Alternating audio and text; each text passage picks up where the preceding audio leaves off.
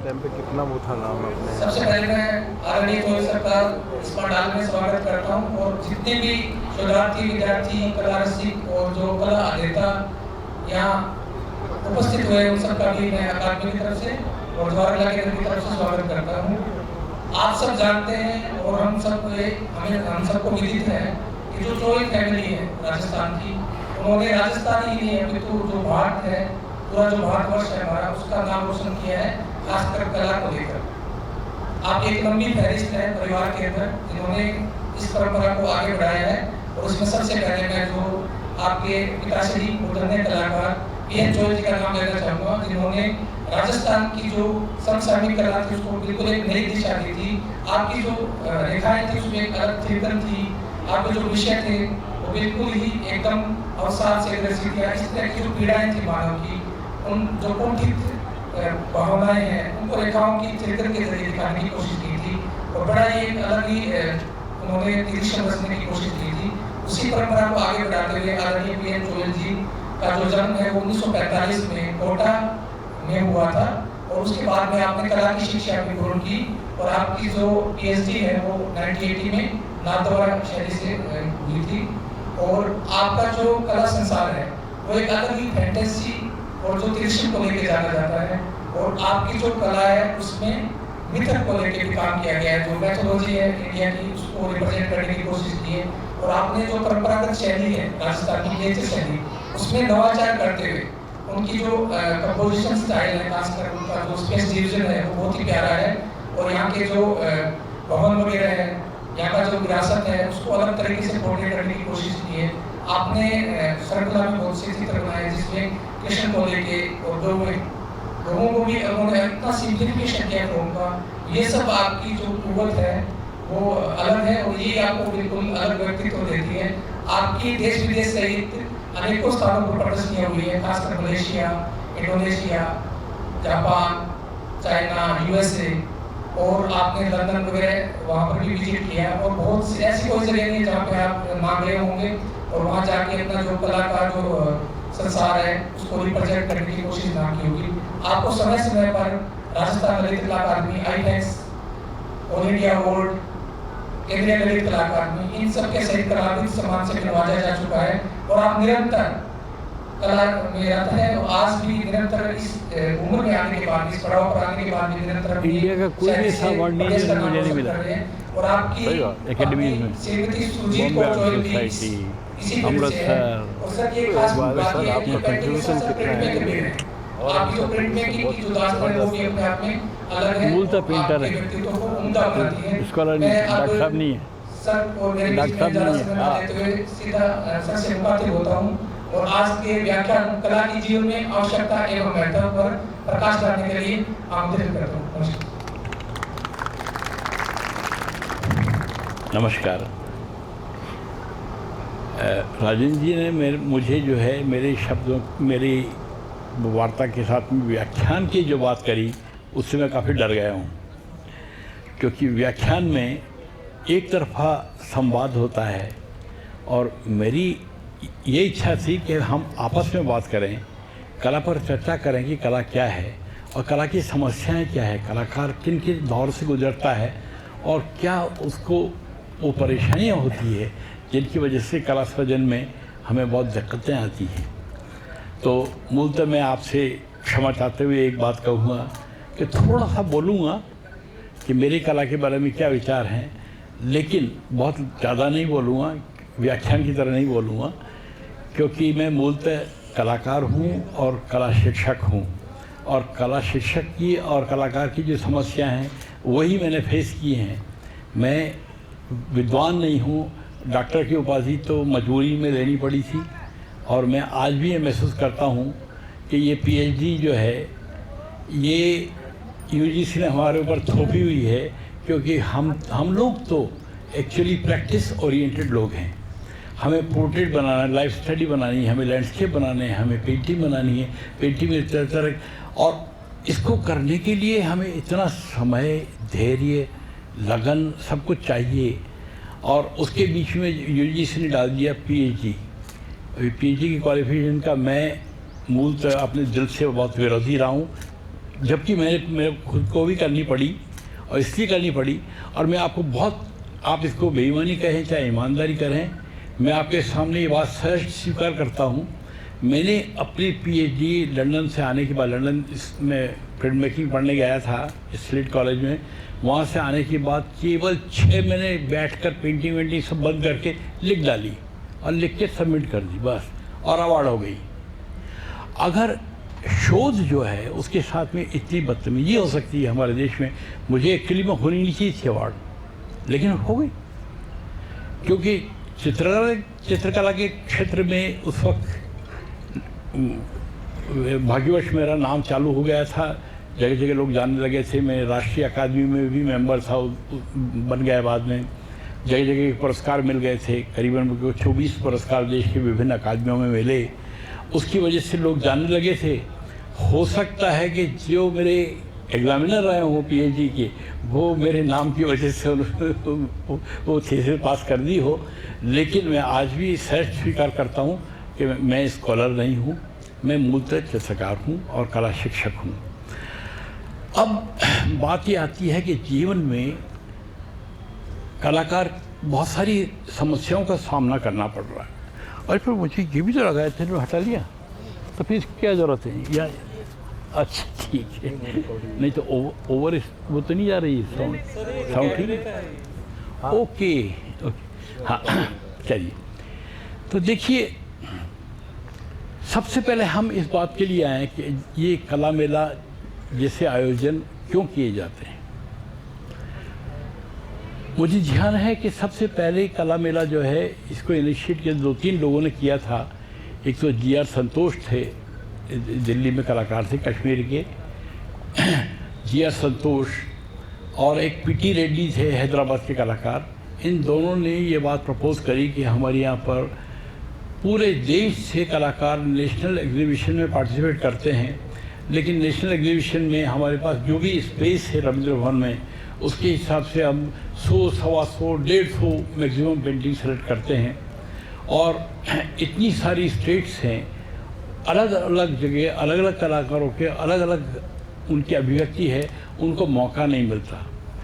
तो मौका नहीं मिलता, इसलिए हमें कुछ ऐसे आयोजन किए जाने चाहिए जहाँ पर हम कंपटीशन की तरह नहीं देखें और सबको मौका दें अपनी कला को प्रदर्शित करने का।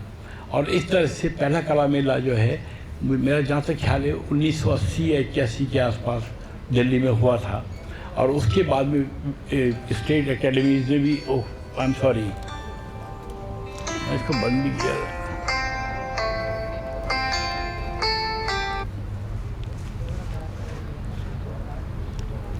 इसको ऑफ कर देना, इसको यहाँ से साउंड, क्षमा चाहता हूँ। तो इस तरह से कला मेला के आयोजन शुरू हुए। और आज अगर हम इस कला मेला को भी देखें तो इस कला मेला में मेरी दृष्टि से मैंने देखे कई कलाकार ऐसे भी हैं जो हॉबी कलाकार हैं, और कई कलाकार ऐसे भी हैं जो बिल्कुल प्रोफेशनल लेवल पे काम कर रहे हैं। और सबको मौका मिलना चाहिए, एक दूसरे से संवाद के मौके मिलने चाहिए।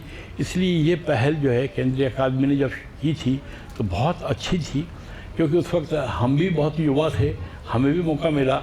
हमने दिल्ली ललित कला में प्रदर्शन किया, अपना काम को प्रदर्शित किया। तो इस तरह से ये बात तो सही है, लेकिन फिर भी कलाकार को अपने आप को खुद सेल्फ इवेल्युएट भी करना चाहिए कि वो अपने काम को जहाँ प्रदर्शित करने जा रहा है उसके उद्देश्य क्या हैं। क्या वो अपनी अभिव्यक्ति को लोगों तक पहुँचाना चाह रहा है, या वो केवल चित्र बेचने के माध्यम से कर रहा है, या वो किस माध्यम से कर रहा है।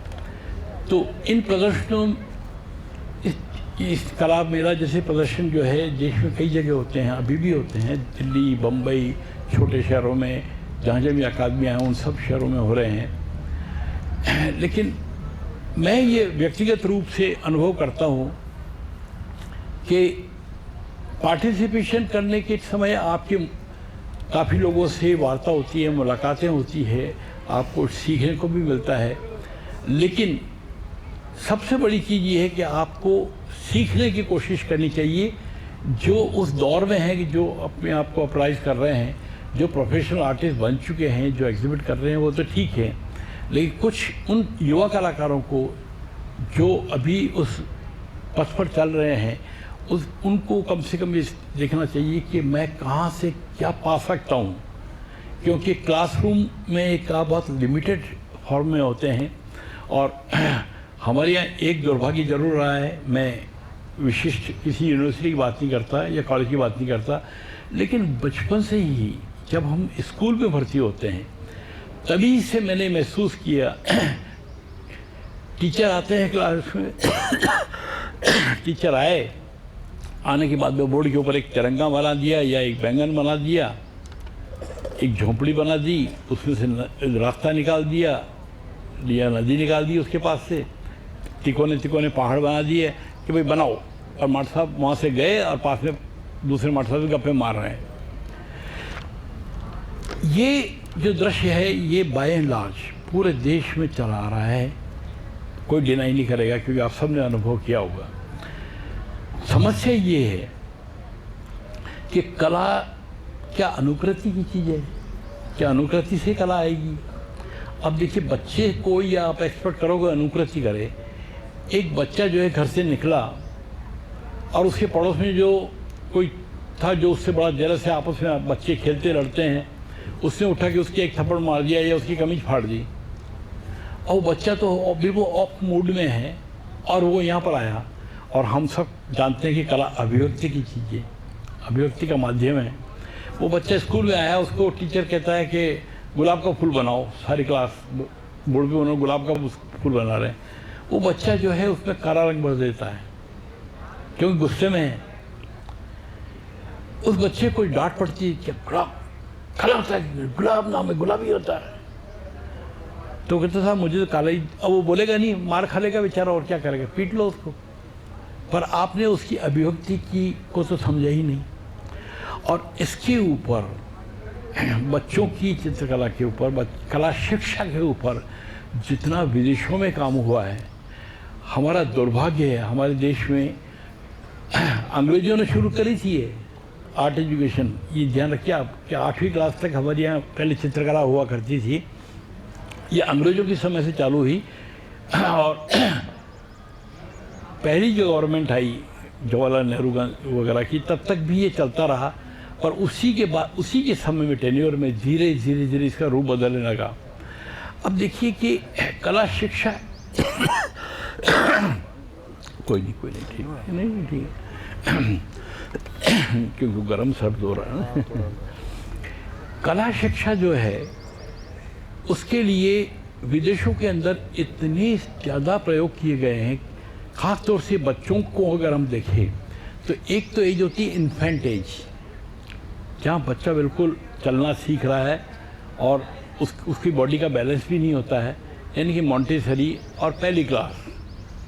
और आप उसके आगे हद से दूसरी क्लास तक उस बच्चे को देख लो कि वो इन्फेंट एज में है। उसके बाद में, और अब जब वो इन्फेंट एज में है तो आप उससे एक्सपेक्ट करते हो कि उसमें सेंस ऑफ ऑब्जर्वेशन होगा, कि निरीक्षण शक्ति होगी, तो नहीं होती है। उसका मन कहीं एक जगह टिकता नहीं है, विचलित मन होता है। वो बच्चा जो है उसके हैंड्स वगैरह के अंदर जो है वो मसल्स इतने मैच्योर नहीं होते हैं कि यूँ पकड़ेगा तो पेंसिल उसके हाथ में रुक जाएगी। तो बच्चा जो है वो मूवमेंट करता खूब जम के। तो जब बच्चा कोई पेंट कर रहा है और उसके रंग अगर एक बॉर्डर में से बाहर निकल गए, इधर से उधर निकल गए, टीचर जब वैल्यूएट करता है, मैं हम ही लोग कह रहे हैं, हम ही एडल्ट जो टीचर्स बनते हैं, हम जब उनको वैल्यूएट करते हैं किसकी क्राफ्ट अच्छी, किसने लाइन के बाहर रंग नहीं जाने दिया, उसको चूज़ करते हैं। ये कितना दुर्भाग्य है कि बच्चा एक्सप्रेस तो करना चाह रहा है, लेकिन आप उसको जज किससे कर रहे हो? स्किल से कर रहे हो। उसकी स्किल्स को इम्पोर्टेंस ज़्यादा दे रहे हो, ये नहीं कि बच्चा एक्सप्रेस क्या करना चाह रहा है। अगर बच्चे ने लाल रंग लेके और यूँ उठा के कॉपी के ऊपर फेंक दिया, ज़मीन पे फेंक दिया, तो टीचर को ये जानने की जरूरत है इसका मन क्या कह रहा है, क्यों इसने ऐसा किया, न कि उसको डांटे। आप उस बच्चे से एक्सपेक्ट करो कि वो घोड़ा बना दे, वो हाथी बना दे, और कुछ चीज़ आप रास्ते बनाते हो, ब्लॉक बना के उसको 4 भागों में डिवाइड किया, यहाँ हेड ऐसे गोल होता है, यहाँ ऐसे होता है, उसको रटा रहे हो आप। बच्चे को खुद जीवन को देखने दो, बच्चे को समझने दो, और उसकी उम्र के हिसाब से उसकी बॉडी, उसका मन, उसकी आँखें, उसका ऑब्जर्वेशन, ये सब कैसे कैसे ग्रो कर रहे हैं, इसके ऊपर विदेशों में बहुत काम हुआ है।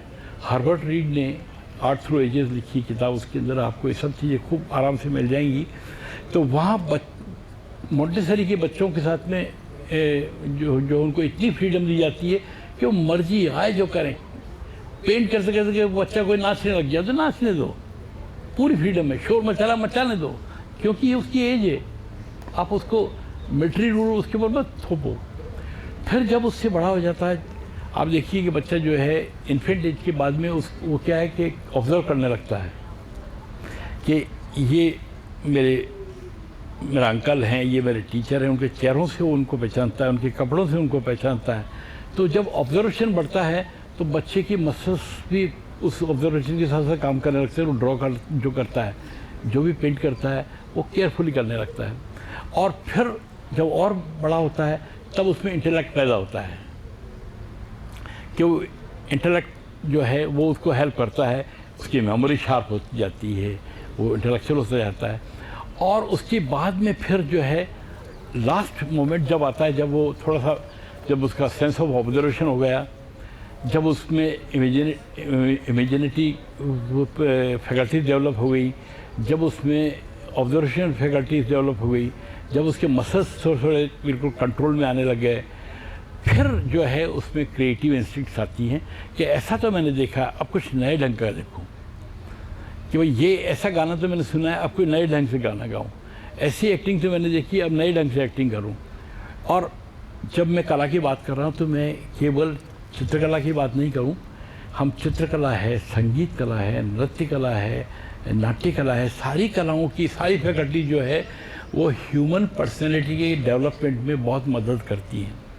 और ये मदद तभी हो सकती है जबकि हम उसकी बहुत एनालाइज करें। क्योंकि मुझे पता है, आज से कोई 30 साल पहले बम्बई में प्रोफेसर B.R. आम्बेडकर थे, who is responsible for creating faculty of fine art Baroda faculty of fine art के बारे में आप लोगों में से कहीं नहीं सुना होगा।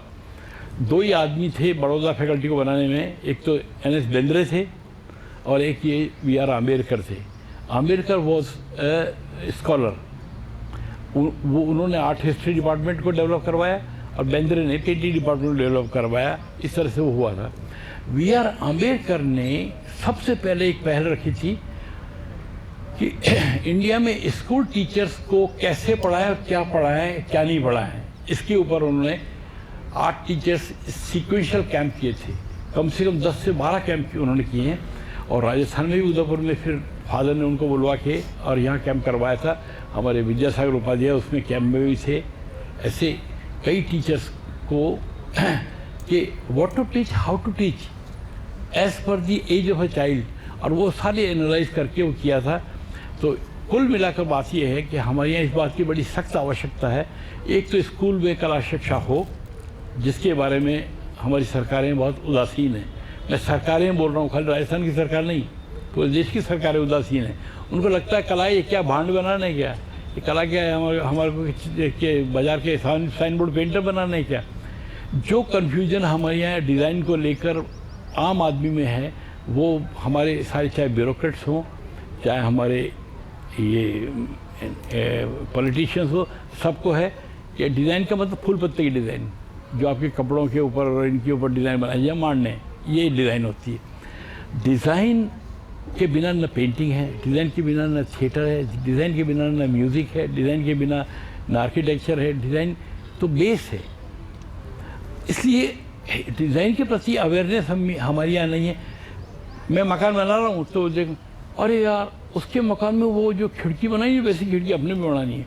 यार वो जो झरोका राजस्थानी है, वो भी, उसको ये भी पता नहीं कि ये झरोका राजस्थानी नहीं है, ये मुग़ल आर्किटेक्चर था, ये ईरानी आर्किटेक्चर से मुग़ल आर्किटेक्ट में कन्वर्ट हुआ। मुग़ल आर्किटेक्चर के अंदर ये झरोका और आपका जो ये आर्च है पूरा ये करके, ये सारा आर्च जिसको राजस्थानी बोलते हो, ये बना। कभी आप लोग जो है फतेहपुर सीकरी में जाके देख रहे ना, वहाँ पर अकबर के समय में ये सारा आर्किटेक्चर बन चुका था। क्योंकि मुग़ल्स के साथ में राजस्थान के लोग सारे प्रिंस अटैच हो गए थे, तो वहाँ का आर्किटेक्चर अपने यहाँ करना, जैसे हम अंग्रेजों जैसे एक सूट पहनकर जाना अंग्रेजों के समय में बड़ा शान समझते थे, तो ऐसी अंग्रेजी या मुगली आर्किटेक्चर अपने मकान बनाना, मुगली कॉस्ट्यूम पहनना, हमारी जो ये सारी जो चकदार जामे जो पहनते हैं सारे राजा महाराजा पहनते थे, ये सारे मुगली थे, मुगल कोर्ट से आए थे। खैर, कुल मिलाकर ये है कि बालकों के अंदर कला शिक्षा को विधिवत सिस्टमेटिक करना जब तक नहीं करेंगे तब तक ना हमारे नेता मैच्योर होंगे, ना हमारे teachers mature, I mean teachers not art teachers, the entire teachers community का हो या ऑफिशियल्स का हो, यानी कुल मिलाकर देश की जनता के अंदर वो संचार पैदा नहीं होगा, कला को अप्रिशिएट नहीं करेंगे जबकि बचपन से हम उनको एक्सपोजर नहीं देंगे। हमारे देश में न म्यूज़ियम्स हैं, संग्रहालय कितने हैं। आप ताजुब करेंगे कि मैं इंग्लैंड में, मेरी सिस्टर इन लॉ रहती हैं और मेरी वाइफ की सिस्टर, मेरी वाइफ और हम दोनों वहाँ मिलने गए, तो उनका गांव होगा कोई 10,000 की पॉपुलेशन होगी उस गांव की, जितनी आपकी शायद जवाहर नगर की ज़्यादा होगी उससे। वो मुझे कहते हैं कि शर जी म्यूज़ियम देखेंगे यहाँ का। मैं चौंक गया, मैंने कहा कि यहाँ अच्छा, उनके थोड़े से दूर ही 20 किलोमीटर दूर ही शेक्सपियर की वो जगह थी, स्ट्रेटफोर्ड एमओ, जहाँ उनके शेक्सपियर की स्टेज बनी हुई है, वहाँ रोज़ प्लेज होते हैं, वो प्लेज हम देख के आ गए थे वहाँ पर। तो जब मैंने कहा म्यूज़ियम 10,000 की पॉपुलेशन जगह, और वहाँ गया तो मातिस की पेंटिंग, एक टीचर, स्कूल टीचर बच्चों को लेके बैठी हुई है, उनको उस पर लेक्चर दे रही है मातिस के ऊपर। मैं बड़ा परेशान, मैंने कहा यार मातिस को ये बच्चे क्या समझेंगे। बाद में मैंने उस टीचर से पूछा, घूम घाम के जब वापस आया तो ख़त्म हो गया। मैंने कहा ये what are you teaching to these children, how do they understand maths, maths is so difficult, even the artist are unable to understand maths. उसने कहा no they are from the Montessori classes and I have brought them here this year. Next year when they will be in first year again I'll bring. In second year again I'll bring. And I'll bring them up till 8th class here. Then they'll get matured and they'll automatically go to the museums. Continuous exposure, वो जब तक नहीं होगा कि आपके पास museums हों, आपके पास galleries हों, आपके बार बार शोज हो रहे हों, ऐसे कला मेला जो है हर महीने 2 महीने में होते हों, कोई भी आयोजन करे, जरूरी नहीं एकेडमी करे, कोई कंटिन्यूस एक्सपोजर होगा तो बच्चे वहाँ से ग्रो करना शुरू करेंगे और देखेंगे हाँ ये मेरे को अच्छी लगी, ये नहीं लगी। अब अच्छी क्यों नहीं लगी ये बात छोड़ दो, अच्छी क्यों लगी ये भी छोड़ दो, उसको देखने तो दो।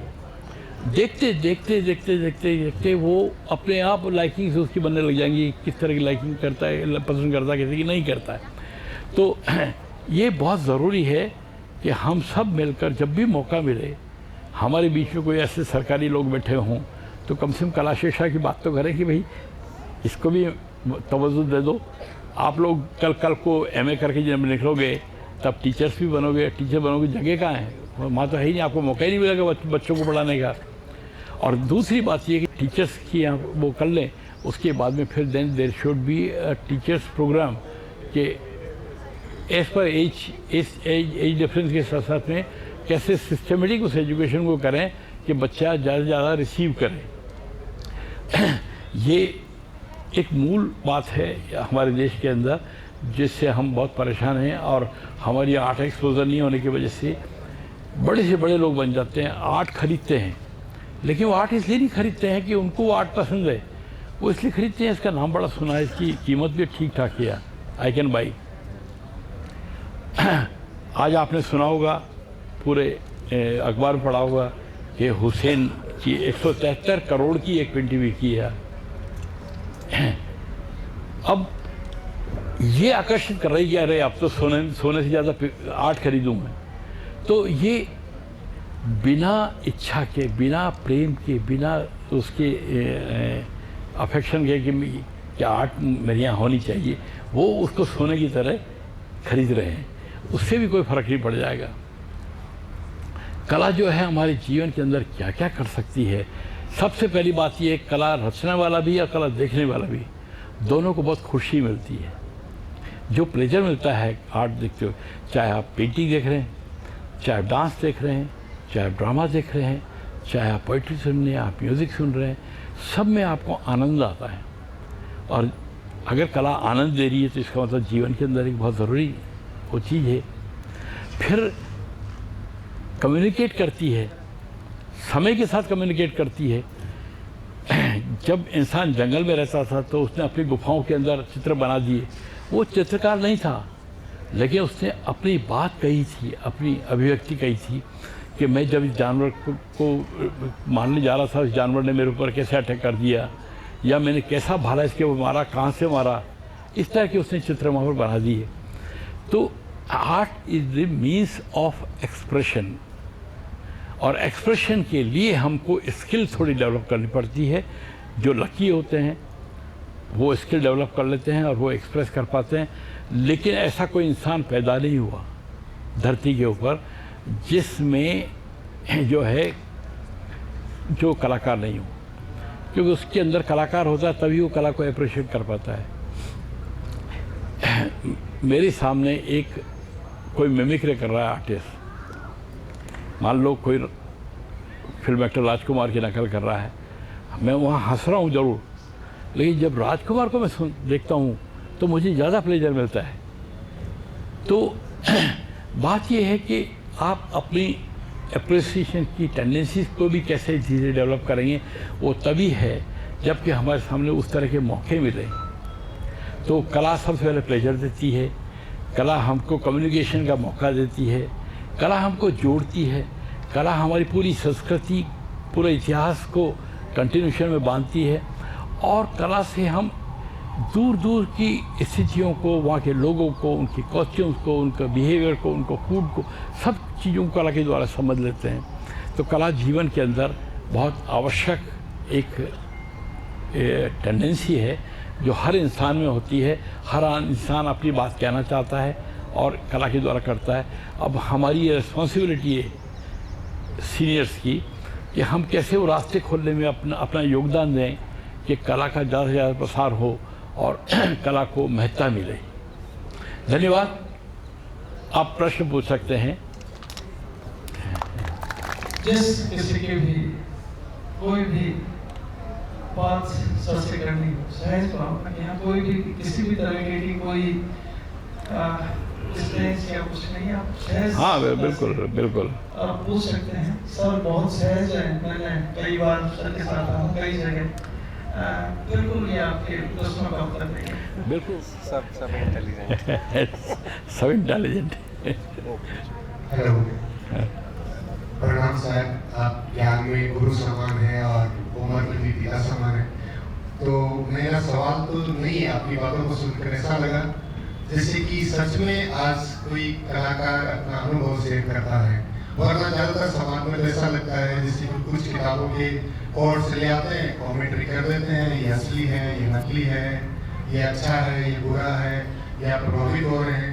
लेकिन आपको सुनकर कोई ऐसा सवाल आने की संभावना मेरे मन में नहीं हुई, और अच्छा लगा कि ऐसा जब सवाल नहीं आता है तो ऐसा होता है कि कुछ अच्छा सीखने को मिला है और जानने को मिला है। धन्यवाद।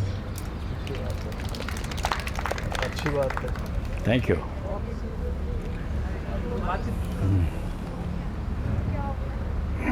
प्रणाम मान्यवर। एक मैं दर्शक के प्लान में टीकाकार नहीं हूँ, लेकिन मेरा ऐसा मानना है कि अपने पार्टी जितनी भी मतलब विधाएँ रही है, चिकित्सा हो या फिर अपने गणित की हो या फिर भक्ति की हो, संगीत की हो, उन सब का एक उद्देश्य रहता था कि अंततः आध्यात्म के रूप में बढ़ते हुए परम तत्व एकाकार होना या तो साधना। तो क्या वर्तमान कला में वो पूत है? आपका प्रश्न अच्छा है। देखिए, अगर आप सच्चे मन से कलाकृति कर रहे हैं, कलाकृति सृजन में, सृजन तो नहीं कहूँगा, कलाकृति निर्माण की बात करूँगा मैं, सृजन तो बात की बात है। कलाकृति निर्माण यानी आपको चित्र बनाना है, उसके दो उद्देश्य हो सकते हैं। एक उद्देश्य हो सकता है मुझे बेचना है, कमर्शियल पेंटर, कमर्शियल रिसेप्शन पर आए। आते हैं। और दूसरा होता है आप के अंदर कुछ उमड़ रहा है, आपको परेशान खरोच रहा है आपको, और आप वो बात कह देना चाहते हो, तो वो है अभिव्यक्ति। और अभिव्यक्ति आप उसी माध्यम से करेंगे जिस माध्यम में आपकी थोड़ी बहुत पकड़ हो। आए समझ में कि कोई में एक्टिंग प्रतिभा है तो वो एक्टिंग की द्वारा बात करता है। मैंने जब ये कहा था कि कोई ऐसा बच्चा इंसान पैदा नहीं हुआ जिसमें कला नहीं हो, कोई जो है एक्टिंग की उसमें होती है, किसी में डांस की होती है। बच्चा आता है छोटा सा दौड़ता हुआ आके, 10-11 साल का बच्चा, अरे मम्मी आज क्या हुआ मालूम है, उस रमेश ने जो बॉल फेंकी मैंने फटाक से कैच कर ली, अरे उसका दिन टॉप पे गिर गया। अबे चुप, सीधा खड़ा रहे, क्या है, चिल्ला के बोल रहा है, धीरे पे बोला, हाँ क्या हुआ था, कर दिया उसका सत्यानाश आपने, उसके एक्सप्रेशन का। उसमें जो एक्टिंग की प्रतिभा थी वो नेचुरल उसके अंदर निकल के आई, आपने डांट दिया यहाँ से। और ये हम शिक्षक भी करते हैं, खास तौर से स्कूलों में, और पेरेंट्स भी करते हैं। बच्चे में कई बार क्या होता है कि बच्चा बाहर अपने आंगन में आया और सितारों को देख के नाचने लगा, उसके साथ लड़की भी नाचने लगी, और आप में से कई नाचे होंगे, उस वक्त डांट पड़ जाती है, क्या बेवकूफ़ी से नाच रहे हो। कोई बाथरूम में गाने लगता है कपड़े धोते वक्त, चड्डी धोते वक्त, तो कहे ओए तानसेन बाहर आओ, बहुत चिल्ला लिए, गला फाड़ के चिल्ला रहे हो। यानी उसकी अगर गाने की उसमें फैकल्टी है, उसमें वो टैलेंट है, उसको आपने डरा दिया, उसमें नाचने की फैकल्टी, डांस की फैकल्टी वो आपने ख़त्म कर दी, क्योंकि आप डांस को, म्यूज़िक को, पेंटिंग इनको समझते ही नहीं है कि ये भी जीवन के अंदर बड़ी ज़रूरी वो है, आवश्यकता है। और इनके बिना आप जीवन में खुशियाँ आपको मिलेंगी नहीं, आप जो है अपनी बात का अपना संचार कर नहीं सकेंगे। ये कितनी आवश्यक है, ये बात है।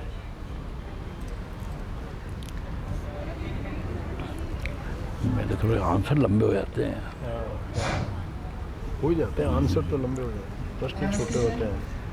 सर मेरा जो प्रश्न है वो इसलिए मन में आया है क्योंकि मेरे 2 छोटे बच्चे हैं और आपने बच्चों के बहुत उदाहरण दिए हैं, तो वाकई में मैं आज खुद ये एक्सपीरियंस करती हूँ जो आपने हर एक एग्जाम्पल जो आपने दिया वो होता है।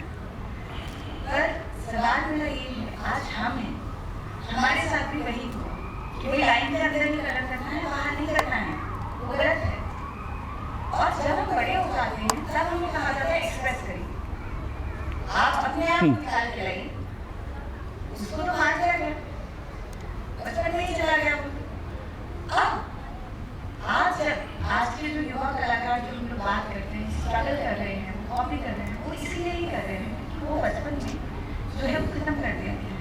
तो सवाल मेरा ये है कि आज हम उसको वापस कैसे दूर करें? वो ऐसा कर सकते हैं। देखिए स्कूल लेवल की बात तो मैं नहीं कर सकता, क्योंकि मैंने अभी भी कहा था कि स्कूल में टीचर्स के लिए एक सीक्वेंशियल वर्कशॉप्स की ज़रूरत होगी कि भाई किस तरह से बच्चे, किस एज के बच्चों के साथ में कैसे बिहेव करें और उनको क्या करने दें क्या नहीं करने दें, इसके ऊपर वर्कशॉप्स होने चाहिए। और उसमें भी वर्कशॉप में भी ये नहीं है कि अरे शेलचुअल बहुत अच्छा आर्टिस्ट है उसको बुला लो, ये नहीं, जो उस विषय के स्कॉलर्स हैं जिन्होंने उनके ऊपर काम किया है, NCERT के पास में बाकायदा लिस्ट है इसकी, पूरे देश में ऐसे लोग हैं, उनको बुलाकर वर्कशॉप किया जाए, तो वो तो बात वो हो गई। पर अब दूसरी बात ये है कि आप कह रहे हो कि जब हम आगे पढ़ते हैं तब हमें कहते हैं एक्सप्रेस करो, तो एक्सप्रेशन तो मार दिया। तो देखिए जीवन का दौर है कि मैं अपने बारे में बोलता हूँ कि मुझे थकान क्या होती है ये शब्द पता ही नहीं था। आप नहीं मानेंगे लेकिन मैं 16 घंटे भी काम करता रहूँ तो मेरे को थकान नहीं होती थी। और अभी अचानक से मुझे क्या हुआ, पोस्ट कोविड पीरियड के अंदर जो कोविशील्ड का मेरे ऊपर रिएक्शन हुआ और मुझे स्ट्रोक हो गया, brain stroke, and I was paralysed from left side. पूरा टांग वगैरह सब करीबन 20 रोज तक बेड पे पड़ा रहा था। ना टांग हिलती थी, ना हाथ हिलता था, मुंह लटक गया था, पूरा ये इस तरह से हो गया था। जब मुझे रिलीज़ किया, घर पे गया, मैंने ये सामने मिरर में जो ही देखा अपने आप को तो खुद ही हंसा अपने ऊपर कि कभी तो मैं मजाक मैं थिएटर में भी बहुत इन्वॉल्व रहा हूँ, तो इस तरह की मजाकें खूब करते थे कि लोगों की नकलें निकालने के लिए कि मुंह टेढ़ा करके, आंखें टेढ़ी करके, वो सारी करते मैंने कहा मैं खुद हो गया हूँ। पर मैंने, क्योंकि मुझे थकान नहीं हुआ करती थी और अब थकान होने लगी, तो मैंने और ज़्यादा थकान का कार्यक्रम किया। I exercise after 4 to 5 hours every morning. 5 घंटे में एक्सरसाइज खूब दबा के, जितनी फिजियोथेरेपी ने जितनी बताई उतनी एक्सरसाइज करना, उससे ज़्यादा करना। डॉक्टर ने मुझे ये कहा कि नहीं, इससे ज़्यादा नहीं करो, गलत बात है। फिर भी मैं करता रहा और आज मैं चल फिर रहा हूँ। अब आपके प्रश्न का जवाब अब देता हूँ कि बहुत सारी मिस्टेक्स होती हैं जीवन के अंदर, बहुत सारी तकलीफ़ें आती हैं, सब कुछ आती है, लेकिन आप पढ़ने आए, अब आप सिस्टमेटिक एजुकेशन में जब आए तो 2 की रिस्पॉन्सिबिलिटी है, आपकी और टीचर की। और सपोज़ टीचर आपके साथ आप कोऑपरेट नहीं कर पा रहे हैं, तो आप अपने जीवन के आसपास देख के उसको एनालाइज करने की कोशिश करें कि मेरे को क्या करना है। ऐसे उसके लिए आपको you will have to do hard work. और एक बात दिमाग से बिल्कुल निकाल दें, आप में से कई लोग शिक्षक होंगे, कोई शिक्षक कलाकार नहीं बना रहा है। हम जो है क्लास के अंदर कलाकार पैदा नहीं करते हैं, हम जो है we are teaching how to paint, what to paint we are not teaching. चित्र कैसे बनाते हैं इसकी एक्सरसाइज, यानी डिज़ाइन कैसे डेवलप होती है, एक विद इन फ्रेम आप डिज़ाइन कैसे करते हो, उस डिज़ाइन में आप उसको कैसे ग्रो करते हो, कैसे इनलार्ज करते हो, कलर जक्सटेपोजिशन कैसे कर रहे हो, एक कलर के आगे से दूसरा कलर कैसे लगा रहे हो, कौन सा कलर जो है आपके एक्सप्रेशन को और कमज़ोर कर रहा है, ये कर रहा है, इसकी वो डिस्कशन हो सकती है, लेकिन करना आप ही को है। तो इसलिए स्टूडेंट को ये समझ लेना चाहिए कि एमए कर लेने से या पीएचडी कर लेने से वो आर्टिस्ट नहीं बन जाएगा। आर्टिस्ट तो तब बनेगा जब उसके अंदर कुछ सोच होगी कि मेरे को ये करना है, और जो सीखा है क्लास में उस क्राफ्ट को यूज़ करते हुए। You are learning craft there. Painting is not a craft, painting is beyond craft, that using the craft you are expressing. हाँ सर।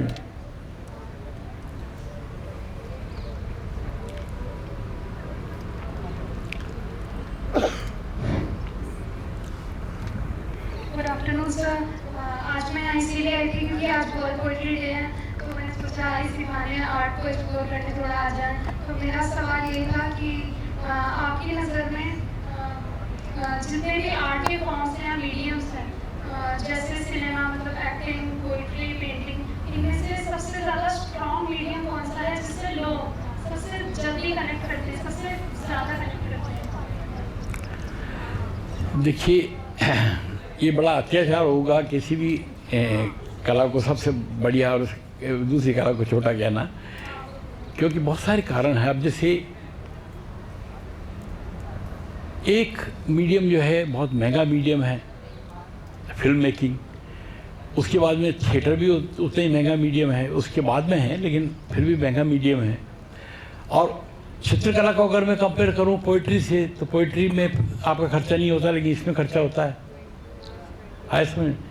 लेकिन एक पोइट जब जीवन को देखता है, अपना जीवन दर्शन करता है और अपनी बात जो कहता है, उस जिस चैनल में से निकलता है और अपनी बात कह जाता है, वो सक्सेसफुल हो जाता है अगर, तो बात बनती है। न पेन की स्याही का उतना खर्चा है, न कागज़ का खर्चा है। यहाँ चित्रकार जो है बहुत सारे बढ़िया से बढ़िया कैनवास, बढ़िया से बढ़िया रंग ले, लेकिन रंगों को ऊट पटांग लगाता है। अब जैसे यही बताऊं मैं आपको कि एब्स्ट्रैक्ट पेंटिंग को लेकर ज़बरदस्त कन्फ्यूजन है पूरे देश भर में, खाली यही नहीं। Why do you want to paint non figurative painting? इसके पीछे आपका कंसर्न क्या है, आपका सरोकार क्या है, क्यों करना चाहते हो? क्यों? क्योंकि आसान है? आसान नहीं है। ये गलतफहमी पाले नहीं कि अमूर्त चित्रण जो है वो आसान है, बहुत डिफ़िकल्ट है। क्योंकि आप अगर उस दौर से नहीं गुजरे हैं, अगर आपने एक एक शेप, एक एक कलर के जक्सटेपोजिशन के क्या क्या असर होते हैं, एक टेक्सचर आपने वहाँ भी लगाया, यहाँ भी लगाया, कहाँ लगाया, ज़्यादा लगा, कहाँ कम लगाया, आपकी लाइन यूँ जा रही है, उसको कैसे दूसरा क्रॉस कर रहा है या एक कलर से क्रॉस कर रहा है, ये पूरा का पूरा एक बड़े एक्सपीरियंस के बाद में से पकड़ में आता है। इसलिए ये समझें कि एब्स्ट्रैक्ट पेंटिंग जो है, चलो फिगर नहीं बनाना आता तो अपन एक्सप्रेस करते हैं, ये गलत है। अपने प्रति ईमानदार तो रहना चाहिए। और फिगर्स में तो बहुत सुविधाएं हैं। देखिए आपने कला इतिहास पूरा देखा, पढ़ाई है, ज़्यादातर लोगों ने पश्चिम का कला इतिहास भी पढ़ा है।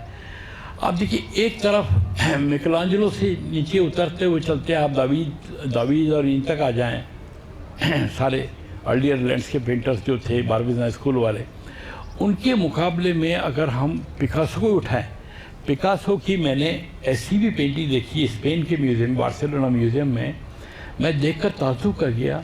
पिकासो का ही म्यूज़ियम था वो, कि पिकासो ऐसा भी पेंट कर सकता है। रेम्ब्रांट का जो एनाटॉमी लेसन है, उसी तरह की लाइट निकल के आ रही है, ये लोग झुके हुए हैं।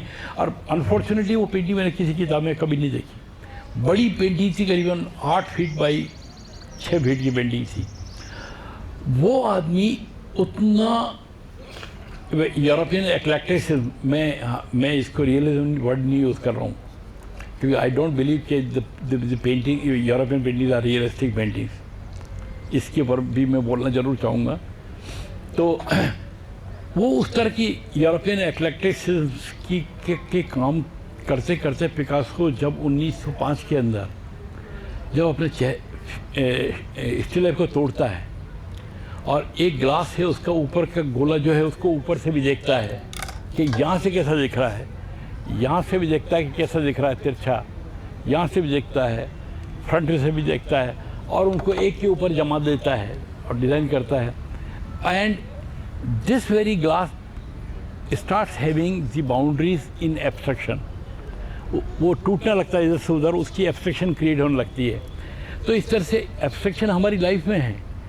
हम सवेरे सवेरे छत पे सोए होते हैं, बादलों की तरफ देखो आप, क्या कितनी डिफरेंट शेप्स क्रिएट होती हैं, बादल उड़ते चले जा रहे हैं, वहाँ एब्स्ट्रक्शन होता है। हम कपड़े धो रहे हैं अगर बाथरूम के अंदर, उसकी झाग जो फैलते हैं वो एब्स्ट्रक्शन देते हैं।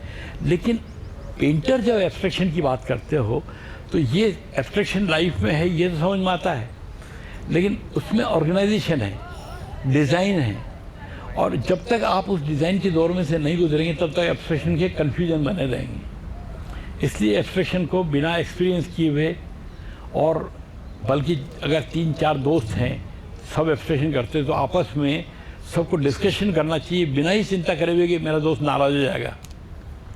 आपस में डिस्कस करना चाहिए, क्योंकि एक दूसरे की लाइकिंग डिसलाइकिंग अंदर आने दो, कोई बात नहीं। ये थिएटर में भी होता है, वहाँ पर भी करते हैं, खूब डिस्कशन करते हैं थिएटर में भी। जब थिएटर में कर सकते हैं, म्यूज़िक में कर सकते हैं, पेंटिंग में क्यों नहीं कर सकते? तो हमको ईगो जो है, अपना ईगो पेंटिंग पे थोपना है, दोस्तों पे नहीं थोपना है। अपने ईगो अंदर जो भी है उठा के पेंटिंग पे डाल दो, स्कल्पचर पे डाल दो, अपने आर्ट पे डाल दो वो ईगो सारा। दैट ईगो इज एक्सप्रेशन, ये है। अच्छा, मैं वो यथार्थ और अयथार्थ की बात करूँ कि देखिए ग्रीक काल से लेकर और ये नियो क्लासिज्म बारबीज़ा स्कूल्स तक जो भी चित्रण हुआ है पूरा यूरोप के अंदर, और उसके बाद में भारत में अंग्रेज आए। अंग्रेज भारत में आने के बाद राजा रविवर्मा ने उनसे प्रेरणा लेकर हमारे भारतीय सारे रामायण महाभारत इनको लेकर और यहाँ के इतिहास की कथाओं को लेकर उन्होंने चित्र बनाए। आए समझ? तो आप उन सारे चित्रों को देख के कहते हो ये बड़े रियलिस्टिक है, बड़े यथार्थ हैं। तो अब मुझे एक बात बताइए कि ये सामने जो घोड़ा दिख रहा है, पेंटिंग दिख रही पीछे मेरे को, ये क्यों मुड़ के मत देखो बेटे, दोनों तुम्हें दिख रही है क्या? तुम्हारे पीछे ये नहीं दिख रही ना? तुम्हारे लिए यथार्थ ये है कि तुम्हें मैं दिख रहा हूँ, वो नहीं दिख रही है। यथार्थ सापेक्षिक है। यथार्थ जो है उसको खोजना पड़ता है। तो जो दिख रहा है उसको आप यथार्थ बोलोगे। तो एक बात बताऊँ मैं कि मैं जब पढ़ा करता था, आप सब मैच्योर्ड हो एज में, इसलिए मैं इस तरह कोई बात नहीं, मैं पढ़ा करता था। मेरा एक दोस्त था एकदम फ्लेमोइंट, एनसीसी में वो ऑफिसर, कैडेट ऑफिसर, और कॉलेज में धाम धूम खूब करता, बढ़िया पेंटिंग भी बढ़िया करता था। मतलब इतना स्मार्ट, शोर शार मचाने वाला।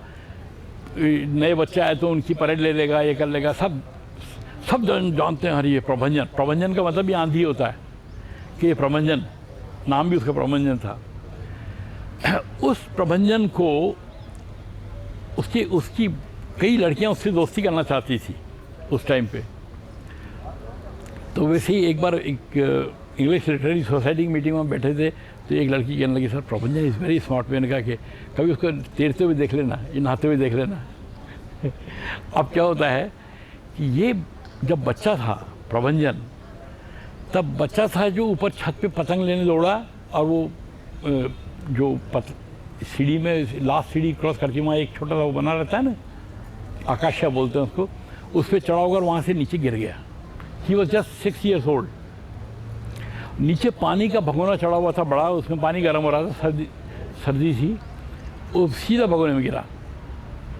His body from here till here very badly, और उसको हॉस्पिटलाइज किया, डॉक्टर्स ने उसको डेड घोषित कर दिया था। फिर कहते हैं, वही कहता था कि कोई वैद्य आया कि साहब ये आपके लिए मर गया, मुझे दे दो इसको दो दिन के लिए, कि उसने कुछ लेप वेप लगाए और मेरे को वापस जिंदा कर दिया। अब ये जब बड़ा हुआ तो स्किन यहाँ से लेकर ये शर्ट के, वो हमेशा इसको बंद कर रखता था कॉलर को, यहाँ से लेकर यहाँ तक पूरी। कभी जले हुए आदमी की आपने स्किन देखी होगी ना, वो इस तरह की कि देख के आप डर जाओ एकदम। तो यथार्थ जो दिखता है वो सत्य है या यथार्थ सापेक्षिक है, छुपा हुआ यथार्थ है? यथार्थ को तो आपको खोजना है। इसलिए यूरोपियन पेंटिंग यथार्थ नहीं है। अब मैं बहुत ट्रेजेडी की आपको बात बता, राजा रहे और मैंने राणा प्रताप का पोर्ट्रेट बनाया।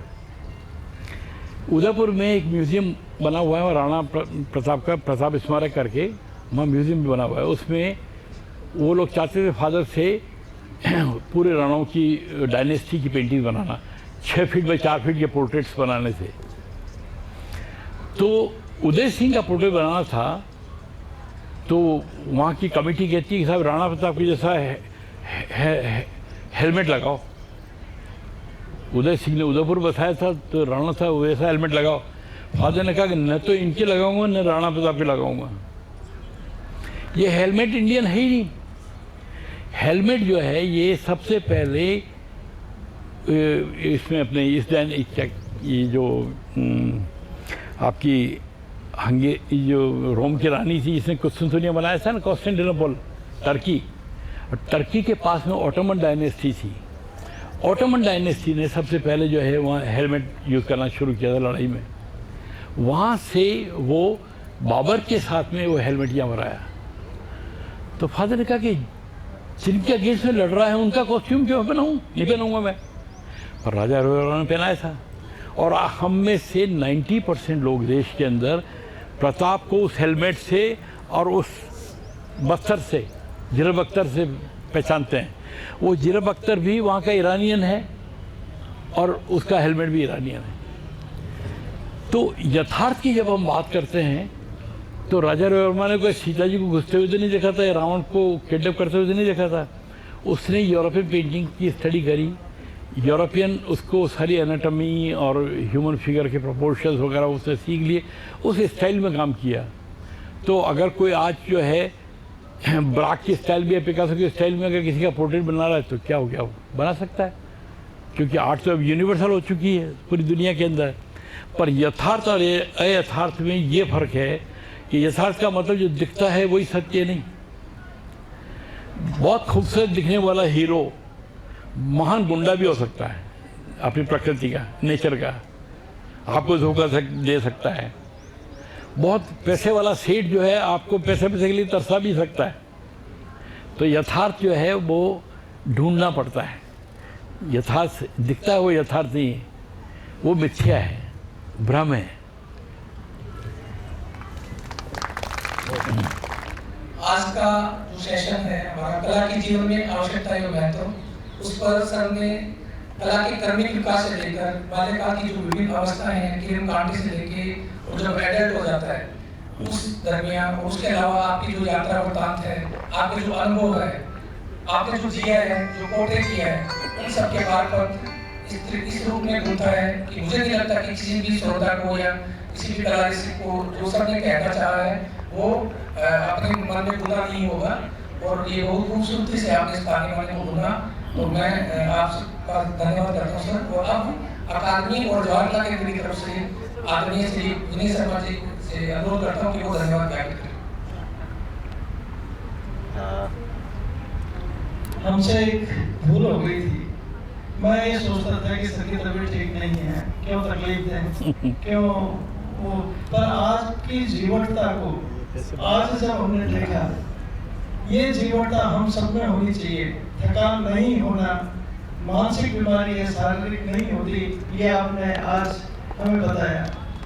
निश्चित रूप से मानसिक विकास और मानसिकता अपनी सर की जैसी रखें तो निश्चित आप भी सभी सर जैसे कलाकार बन जाएंगे। आपका बहुत बहुत आभार सर, बहुत बहुत धन्यवाद। और हमसे जो भूल हुई उसके लिए क्षमा। क्या बोलो? हर आपकी तबीयत ठीक नहीं है, ठीक आप सभी श्रोताओं को, सभी विद्यार्थियों को बहुत कुछ सीखने को मिला। ये इसी तरह के सत्र आगे भी चलते रहेंगे, आपको बहुत कुछ सीखने को मिलेगा। आपका भी बहुत बहुत आभार।